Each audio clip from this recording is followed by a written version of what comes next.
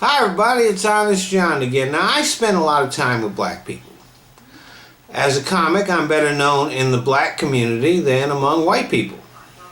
So I'm often booked into urban comedy clubs where most of the comics and most of the audience is black.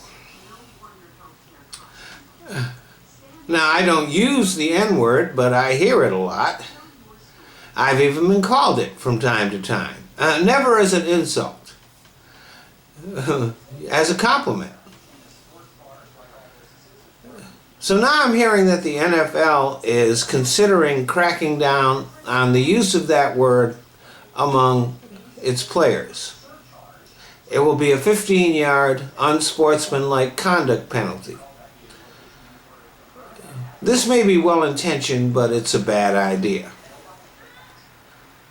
Having a bunch of old white men tell a bunch of young black men how they're allowed to interact with each other is paternalism of the worst kind.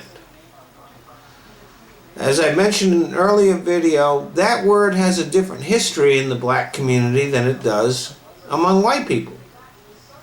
When white people used it, it was used as a term of disrespect. It was used to dehumanize black people. Black people do not use it to disrespect each other. So it is actually a completely different word. Take the word through, T-H-R-E-W, and the word through, T-H-R-O-U-G-H. They sound the same, but they have two different meanings. So the N-word has a different meaning when it comes from a black person than when it comes from a white one. Roger Goodell and the old white men who make up the owners committee can't even begin to understand that. And if the NFL is going to have a zero-tolerance policy on racial slurs, then the Washington Redskins can't even be allowed to take the field. They should receive a 15-yard penalty for the scoreboard, and a 15-yard penalty for each and every banner, and another 15-yard penalty for each man in uniform.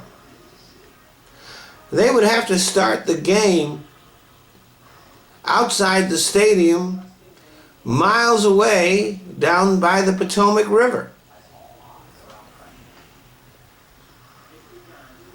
Social change requires strong leadership, and maybe that's what Roger Goodell is planning on. But he is not a strong leader. He's a lackey for the owners. Can you imagine him telling Dan Snyder, the Redskins owner, that he has to change the team's name? He wouldn't do that. And that's why nobody respects Roger Goodell. He hasn't earned that respect. Cracking down on black players for using the N-word while allowing a white owner to keep the name Redskins will only emphasize the fact that he's weak and a hypocrite. Thanks for listening.